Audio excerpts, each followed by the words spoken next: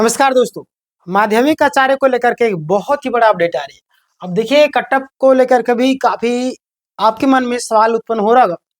बहुत सारे लोग का डाउनलोड भी नहीं हो रहा है। आखिर क्या रीजन है? रीजन क्या है वो मैं आपको बताने वाला हूँ। यहाँ पे देखिएगा इतना नंबर चाहिए आपको।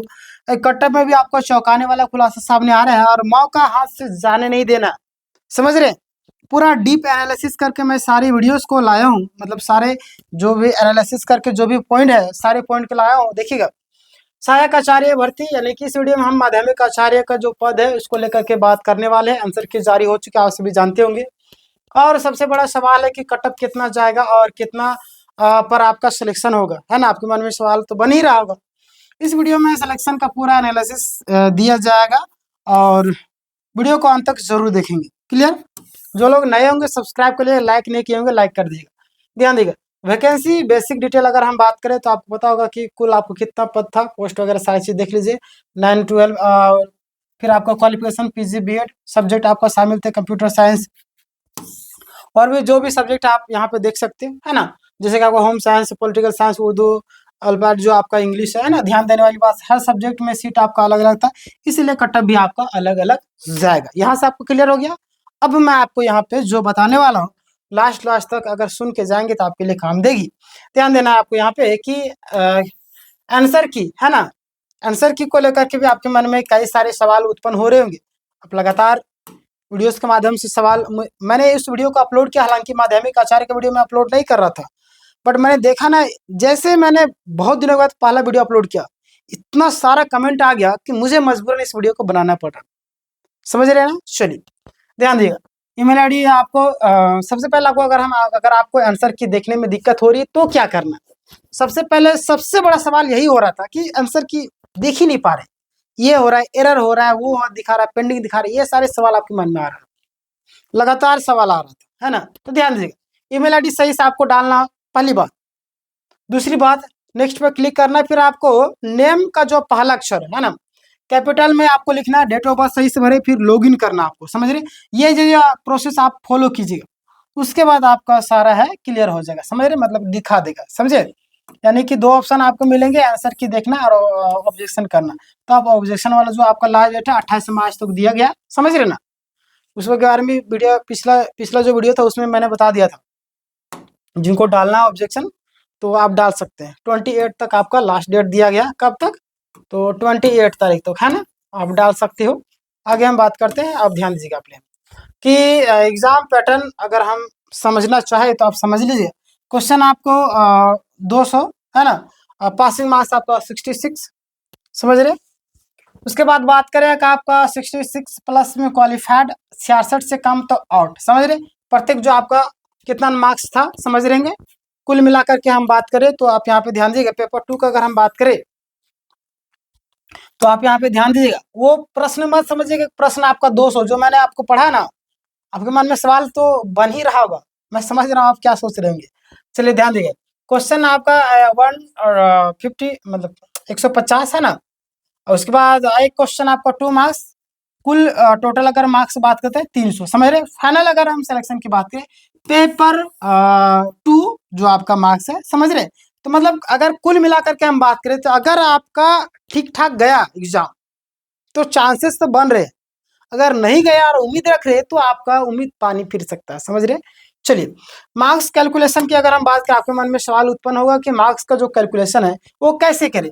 तो अगर आप देखना चाहे तो देख सकते हैं यहाँ पे करेक्ट जो आपका क्वेश्चन है ना, इंटू 2 यानी कि टोटल मार्क्स, इस तरीके से आप करके आप निकाल सकते हो। क्लियर?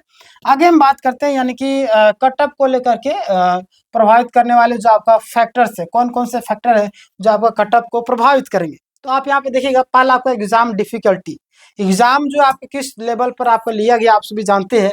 फिर आपका टोटल कैंडिडेट्स कितने थे, समझ रहे। फिर आपका जो आपका नंबर्स ऑफ सीट्स, कितनी सीट्स है, समझ रहे। तो इन सारी चीजों को नॉर्मलाइजेशन, मल्टी शिफ्ट में एग्जाम, एक से ज्यादा शिफ्ट में एग्जाम होता है तब नॉर्मलाइजेशन की आड़ में कुछ खेल भी हो जाता है। अब कौन सा खेल होता है आपको पता होगा ना, जिसका मन चाहे उसका नंबर घटा दिए, जिसको मन चाहे उसको बढ़ा दिए। समझ रहे ना? तो ऐसा हो जाता है ना, किया जाता है। और अभी जेसीसीएल में ऐसे भी आ रहा है कि जेसीसीएल तो जान ही रहेंगे, JSSCCL में जिनका डीवी नहीं हुआ है उनका रिजल्ट जारी किया जा रहा है, ये तो गलत है। जो लोग डीवी करवा चुके हैं उनका रिजल्ट नहीं जारी करते, वो लोग कोर्ट के शरण में जाए। तो आप समझ सकते किस तरीके से खेल होता है, समझ रहे। सारा लोग सिस्टम पूरी तरीके से मिला भगत रहता है, मिली भगत है ना, मिली भगत, और पूरा सिस्टम काम करता है उसी तरीके से। यहाँ से पैसा उधर, उधर से पैसा, मतलब सभी को पार्ट बाय पार्ट बांटा हुआ रहता होगा। क्लियर। आगे बात करते हैं यहाँ पे। अब आसान पेपर आपका कटअप में आपका हाई जाएगा, अगर नॉर्मल पेपर रहेगा सबका ठीक ठाक आंसर। कठिन पेपर कटअप आपको लो जाएगा, ये तो नॉर्मल सी बात है, ये आप सभी जानते भी होंगे, है ना। एक्सपेक्टेड जो आपका कटअप है ना, कैटेगरी वाइज अगर हम डिटेल में अगर बात करें तो ये सबसे बड़ा महत्वपूर्ण पॉइंट यही पे है ना। देखिए सामान्य विषय के हम 226 में आपको 240 अगर बात करें तो पॉलिटिकल साइंस में 242 आपका से आपका 258 हाईएस्ट आपका कंपटीशन है इसके, ठीक है।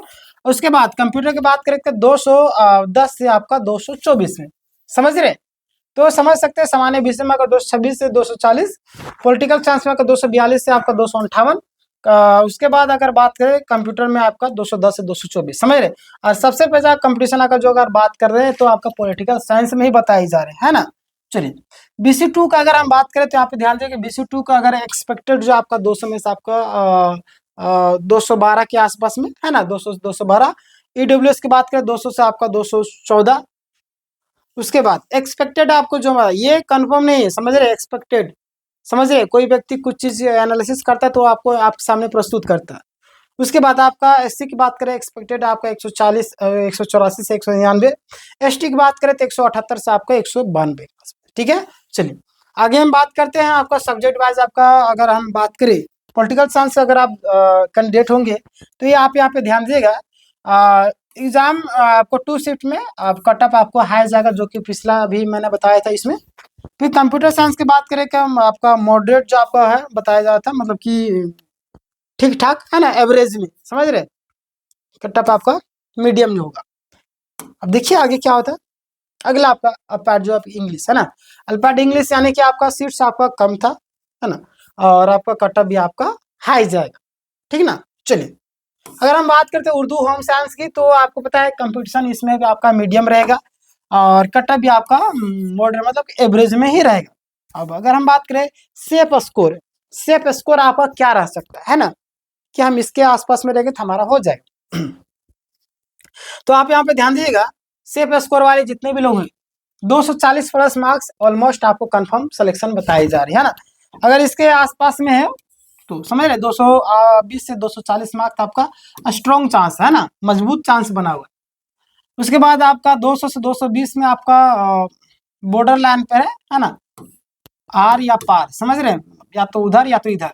200 से कम आने की रिस्क जोन में है, ये सारी चीजें निकल करके आ रहे हैं, समझ रहे। तो अगर 240 के प्लस है तो समझिए कि आपका सिलेक्शन हो ही गया, ठीक ना। फिर आपका 220 से आपका 240 के एवरेज में है तो समझिए कि ठीक है, चांसेस तो है, स्ट्रोंग है, मजबूत, अरे हो ही जाएगा, है ना। फिर 200 से आपका 220 की बात करें तो भाई हो भी सकता है, नहीं भी हो सकता है ना। फिर ये भी रिस्क जोन में अब क्या होगा ऊपर वाला जाना, ये सिचुएशन में आपका बना हुआ, ठीक है। इंपॉर्टेंट वार्निंग आप सभी के लिए, नॉर्मलाइजेशन लागू होगा, समझ रहे, जितने भी लोग ध्यान दिए, ध्यान दें। और नॉर्मलाइजेशन लागू होगा, शिफ्ट डिफिकल्टी यानी कि फर्क पड़ेगा। आप फाइनल कटअप आपका ऑफिशियल नोटिस पर ही निर्भर करेगा, ऑफिशियल नोटिस जो भी आएगा उस पर आपका निर्भर करेगा। जैसे कुछ इन्फॉर्मेशन आ गया मैं आपको अपडेट कर दूंगा। अभी तक आपने सब्सक्राइब नहीं किया होगा, सब्सक्राइब कर लीजिएगा। और आप सबको कितना नंबर आए ये आप मुझे कमेंट में बताएंगे, और किनका किनका स्कोर कार्ड जो आपका दिक्कत हो रहा है, किनका किनका खुल नहीं रहा है, वो आप मुझे बताइएगा। मैं फिर से उसके बारे में पूरा बताऊंगा किस तरीके से प्रॉब्लम हो रहा है, क्लियर। और जो लोग सब्सक्राइब नहीं किए होंगे सब्सक्राइब कर लिए, बगल में घंटी के आइकन उसको दबा करके ऑल कीजिए, इसीलिए क्योंकि जब भी वीडियो डालूंगा तो सबसे पहले आपसे। सहायक आचार्य मैंने हजारों छात्रों की हेल्प की, आज भी लोग याद करते हैं, है ना, जिनका सिलेक्शन हो गया। बहुत सारे ओवर स्मार्ट बनते थे, उनका सिलेक्शन रहने से रह गया, उनके पास नोटिस गया, नोटिस तो पता ही नहीं चल पड़ा कहाँ पे नोटिस जाता था, ईमेल पे, समझ रहे। तो समझदार बनिए, सब्सक्राइब कीजिए, बगल में घंटी का उसको दबा करके ऑल कर लीजिए, इस वीडियो को हर एक ग्रुप में शेयर कीजिए ताकि सही जानकारी सभी लोगों तक पहुंच सके। मिलते हैं किसी अपडेट के साथ में, नए अपडेट में, तब तक के लिए धन्यवाद।